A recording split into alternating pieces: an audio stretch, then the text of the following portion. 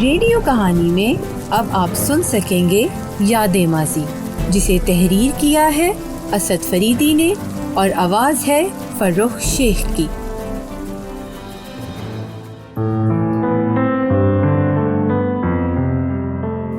جب ابا کی تنخواہ کے 350 روپے خرچ ہو جاتے تب اماں ہمارا پسندیدہ پکوان تیار کرتی۔ ترکیب یہ تھی کہ سوکھی روٹیوں کے ٹکڑے کپڑے کے پرانے تھیلے میں جمع ہوتے رہتے اور مہینے کے آخری دنوں میں ان ٹکڑوں کی قسمت کھلتی۔ پانی میں بھگو کر نرم کر کے ان کے ساتھ 1-2 مٹھی بچی ہوئی دالیں سلبٹے پر پیسے مسالے کے ساتھ دیگچی میں ڈال کر پکنے چھوڑ دیا جاتا، حتیٰ کہ مزیدار حلیم سا بن جاتا اور ہم سب بچے وہ حلیم انگلیاں چاٹ کر ختم کر جاتے۔ اماں کے لیے صرف دیگچی کی تہ میں لگے کچھ ٹکڑے ہی بچتے۔ اماں کا کہنا تھا، کھرچن کا مزہ تم لوگ کیا جانو۔ اور اماں ایسی سگڑ تھیں کہ ایک دن گوبھی پکتی اور اگلے دن اسی گوبھی کے پتوں اور ڈنٹلوں کی سبزی بنتی، اور یہ کہنا مشکل ہو جاتا کہ گوبھی زیادہ مزے کی تھی یا اس کے ڈنٹلوں کی سبزی۔ اماں جب بھی بازار جاتی تو غفور درزی کی دکان کے کونے میں پڑی قطنوں کی پوٹلی بنا کے لے آتی۔ کچھ عرصے بعد یہ قطنیں تکیے کے نئے غلافوں میں بھر دی جاتی، کیونکہ اماں کے بقول ایک تو مہنگی روئی خریدو اور پھر روئی کے تکیوں میں جراثیم بسیرا کر لیتے ہیں، اور پھر قطنوں سے بھرے تکیوں پر اماں رنگ برنگے دھاگوں سے شیر کاٹ دیتی۔ کبھی لاڑ آ جاتا تو ہنستے ہوئے کہتی، تم شہزادے شہزادیوں کے تو نخرے ہی نہیں سماتے جی، سوتے بھی ہیں تو شاعری پر سر رکھ کے۔ عید کے موقع پر محلے بھر کے بچے غفور درزی سے کپڑے سلواتے۔ ہم ضد کرتے تو اماں کہتی، وہ تو مجبوری میں سلواتے ہیں کیونکہ ان کے گھروں میں کسی کو سینہ پرونا نہیں آتا۔ میں تو اپنے شہزادے شہزادیوں کے لیے اپنے ہاتھ سے کپڑے سیوں گی۔ جمعۃ الوداع کے مبارک دن ابا لٹھے اور پھولدار چھینٹ کے 2 آدھے تھان جانے کہاں سے خرید کر گھر لاتے۔ لٹھے کے تھان میں سے ابا اور 3 لڑکوں کے اور چھینٹ کے تھان میں سے 2 لڑکیوں اور اماں کے جوڑے کرتے، اور پھر اماں ہم سب کو سلانے کے بعد سحری تک آپا نصیبن کے دیوار ملے کوارٹر سے لائی گئی سلائی مشین پر سب کے جوڑے سیتی۔ آپا نصیبن سال کے سال اس شرط پر مشین دیتی کہ ان کا اور ان کے میاں کا جوڑا بھی اماں سی کے دیں گی۔ ہم بہن بھائی جب ذرا سیانے ہوئے تو ہمیں عجیب سا لگنے لگا کہ محلے کے باقی بچے بچیاں تو نئے رنگوں کے الگ چمکیلے سے کپڑے پہنتے ہیں، مگر ہمارے گھر میں سب ایک ہی طرح کے کپڑے پہنتے ہیں۔ مگر اماں کے اس جواب سے ہم مطمئن ہو جاتے۔ ایک سے کپڑے پہننے سے کنبے میں محبت قائم رہتی ہے، اور پھر ایسے چٹک مٹک کپڑے بنانے کا آخر کیا فائدہ جنہیں تم عید کے بعد استعمال ہی نہ کر سکو۔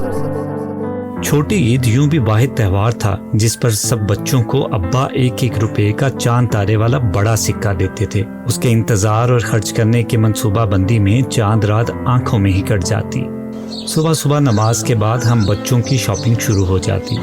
سب سے پہلے ہر بہن بھائی کوڈو کے ٹھیلے سے ایک پنی والی گول اینک خریدتا، جسے پہن کر چال میں اطراحٹ سی آ جاتی۔ پھر سب کے سب چاندی کے ورک لگی میٹھی املی اس لالچ میں خریدتے کہ رفیق افیمچی ہر ایک کو املی دیتے ہوئے تیلی جلا کر املی میں سے شعلہ نکالے گا۔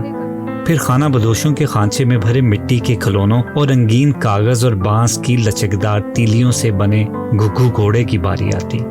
آخر میں بس اتنے پیسے بچتے کہ سوڈے کی بوتل آ سکے، چنانچہ ایک بوتل خرید کر ہم 5 بہن بھائی اس میں سے باری باری ایک گھونٹ لیتے اور نظریں گاڑے رہتے کہ کہیں کوئی بڑا گھونٹ نہ بڑھ جائے۔ پیسے ختم ہونے کے بعد ہم دوسرے بچوں کو پٹھان کے چھرے والی بندوق سے رنگین اور مہین کاغذ سے منڈے چوبی کھانچے پر لگے غبارے پھوڑتے بڑی حسرت سے دیکھتے رہتے۔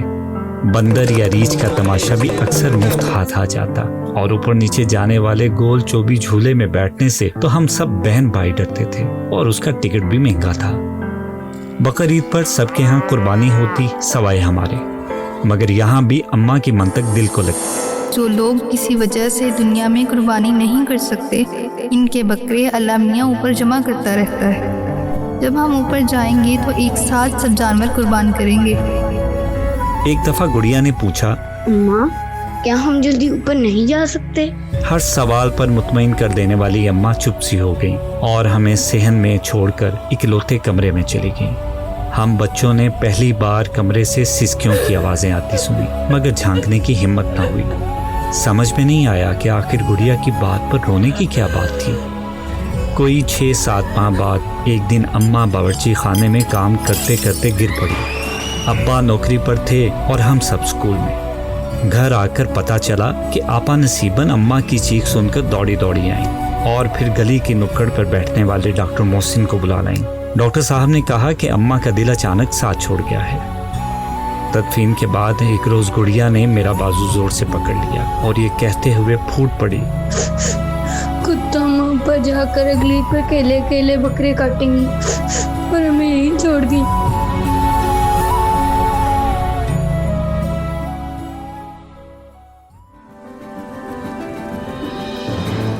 آپ سن رہے تھے ریڈیو کہانی میں آج کی کہانی یادیں ماضی۔ مرکزی کرداروں میں شامل تھے مناہل صفدر اور اسوا خرم، اور اس کہانی کو پروڈیوس کیا تھا اسد فریدی، سلمان منیر اور ٹیم نے۔